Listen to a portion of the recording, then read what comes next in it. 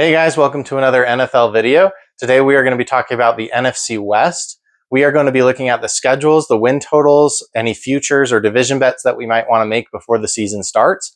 And we are going to answer the question, will the Rams be dominant again in this division, or will the 49ers rise up from their Super Bowl hangover last year, even with all of their missing pieces, and challenge them for that division champion? All right, guys. So I did make the 49ers the thumbnail, so we are going to start with them this year. The 49ers had a Super Bowl hangover last year, guys, and I mean, everyone saw it. Their team fell apart. Christian McCaffrey didn't play pretty much the whole entire season, and it kind of looked like the Eagles did it with their 2022 Super Bowl hangover, where the wheels just fell off the bus. But honestly, this was even worse. No one could stay healthy. No one could stay on the field. Ayuk couldn't stay on the field. Ricky Pearsall got shot in the chest.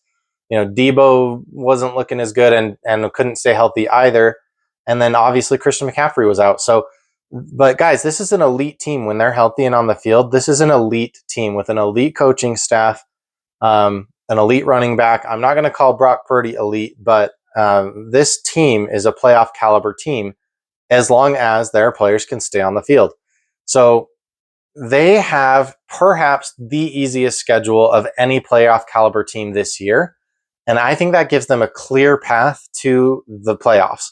Whether they win the division or not, I think their record is going to be good enough that they will make the playoffs regardless of winning their division. They are only facing 4 teams from last year that were in the playoffs, and 2 of those teams are the Rams because they're in the division. So they're only facing 2 non-division playoff teams this year. And so it's just such an easy schedule, guys. This is crazy. So the question is, can they stay healthy? Ayuk might not be ready for the beginning of the season. McCaffrey, they say he's healthy, but I don't know, and he's getting older. And Debo's obviously gone. Ricky Pearsall and Juwan Jennings will have to step up. They did step up last year, but can they maintain that for an entire season? I guess we'll find out. So we're going to get into the win totals here. Before you start grumbling about where I put the wins and losses, if you have seen my other videos on the NFL win totals, we're not trying to find the exact matchup like results here. We can do that on a week-to-week basis throughout the season. We're just trying to find like a median. How many games do we think they're going to win on average? So that we can see if there's some value on the Vegas line. So the 49ers had 3 division wins last year in their incredibly wheels off the bus year. And so I think it's safe to keep them at least 3 this year as well. There's only 2 teams left on the schedule that were playoff teams last year. Plus, I think the Jaguars and the Falcons might be making a playoff run this year. So out of those 4 teams, I'm going to split that 50-50 and give the 49ers 2 wins and 2 losses. Out of the 7 mid to bad teams that are left, there are only 3 that are known for having a good defense. That's the Browns, the Titans, and the Bears. I'm going to give the 49ers losses to those 3 good defenses and wins against the other 4 teams. And keep in mind, I think they could do a lot better than this. So at minimum, we have a minimum floor here for the 49ers at 9 games. That's their floor. They will not get less than 9 games this year. I don't know if you can bet on that, but if you can, it should be minus 400,000 odds. Or plus 400,000 odds. It's just not going to happen, guys. I see them winning up to 4 more games if they really are a playoff competitive team. So that gives us a huge range of 9 to 13. The Vegas line is 10.5. So normally I'm going to stay away from this line, right? Because it's right in the middle of my range. But I found it at plus money, guys. Plus money for the 49ers to once again just have an 11-win season against the easiest schedule in the NFL. So plus 120, that's what I got it at. You can't get that anymore. I think it's about even money now. So I probably wouldn't bet it at even money. But if you can see it going up to plus money again, then I would definitely take it. Moving on to the Rams. The Rams obviously are a great team, great coach. They won their division they've been to the playoffs the last couple of years. And they faced some pretty hard teams in the playoffs too, and had some pretty good games. I'm thinking about the Lions game specifically twice. Anyway, they started the year 1-5 last year. Horrible. They had a few injuries, obviously. And then they went on an insane winning streak to end the season.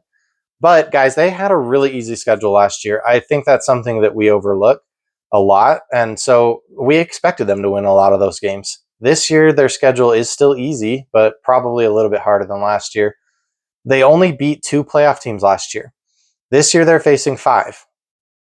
So last year, the Rams had 4 division wins. I'm going to give them those same 4 wins this year. And then there's 5 playoff teams on the schedule. So I'm going to give the Rams 2 wins and 3 losses against this group because they didn't show that they were able to go up against playoff teams last year and win. Could they win one more game? Yes, I think they could win one more game. I think they could maybe win all of those games. I mean, I think they're a great team, but we're trying to find the median range here. The Jaguars and the Falcons are going to be making playoff pushes this year, so I'm going to split that 50-50 with these Rams. And then the last 4 teams should be easy wins for the Rams. Just to be safe, I'm going to give them 1 loss and 3 wins. We're trying to find the floor here for the Rams. The Rams could lose 1 more game than what I have here, but I don't think they lose 2 more games. So this is a bet, guys. I don't know what the juice is heavy. So that's why. So normally I'd be happy to bet this, but it's heavily juiced. So, I'll probably just parlay this with another win total. I don't see the Rams getting less than 9 wins at the very lowest, but I think 10 is pretty safe for them. All right, the Seahawks, last year they had a 10-7 record. That is not going to happen this year, guys. They surprised everyone last year. They had no defense and just they had crazy, incredible high-scoring games and got them, a lot of wins that they probably shouldn't have had. So their schedule wasn't really hard, and they won a lot of those close, high-scoring games last year. This year, they lost their starting quarterback. They didn't do anything to upgrade their bad defense. They barely upgraded their offensive line, and they're facing 6 playoff teams from 2024, including the 49ers, plus the 49ers twice, Jacksonville and Atlanta, who are, I think, making playoff pushes this year. I think this is going to be the team that falls from, having a really good win total to having a really bad win total this year. I think they could lose the division. They had 4 division wins last year, and I think we're just going to drop that to 3. So there's 3 playoff teams left on the schedule, plus the Bengals, Falcons, and Jaguars, who are, I think they're going to be tough this year. Out of that group of 6, I'm going to give them 3 wins, even though I think they could win only 1 or 2 of those. And then the 5 teams that are left are bad to mid teams, and I will give the Seahawks 3 wins out of this group. So this model puts the Seahawks at 9 wins, but I think we were being a little bit generous a couple of times. So I think they could lose 3 more games than this, maybe like the games against the Rams, the 49ers, the Jaguars, the Texans. Those are going to be some tough games. I do see them winning up to 1 more game than what I have on this list. So that gives us a range of 6 to 10. The Vegas line's at 8.5, and that's right in the middle of this range. So for me, I'm not betting this. I'm staying away from the Seahawks this year. I want to wait and see who they are with Sam Darnold, and then we'll go from there. I don't think they're going to be very good. So if they lose these first 2 games out of the gate, that could mean some pretty bad things for the Seahawks.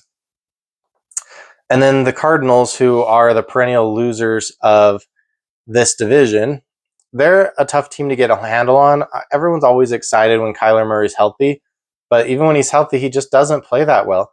I would call them the Bears of the NFC West. Like, we always expect great things from them. We always expect a better team than what they gave us last year, and they never get there, guys. They never get there. So this year, I do think they could pass up the Seahawks, but let's just go through the schedule and see what we think. So last year, the Cardinals had 3 division wins, and I'm going to keep it at 3. The Cardinals only had 1 win against a playoff team last year, and it was a division game against the Rams. So there's 3 playoff teams on the schedule. I'm going to give them losses to all of them, plus the Bengals. I don't see them beating the Bengals. So there's 7 teams left. I think the Jaguars and Falcons will be making playoff pushes. The rest are bad to mid teams. I'm going to give the Cardinals the benefit of the doubt here. We're trying to establish a ceiling for them, and I'm going to give them 4 wins and 3 losses. So this leaves the Cardinals at 7 wins on our model. I think they could end up losing up to 2 more games than that and winning up to 1 more game than that, maybe 2. So that gives us a range of 5 to 8. So it kind of overlaps with that Seahawks range that we talked about, which is why I say the Seahawks could finish last in their division. But I see 8 as their ceiling here. I don't see them winning 9. I just don't see it, guys. Maybe you do. I don't see it. Under 8.5 is badly juiced at, well, not too bad. It's minus 120.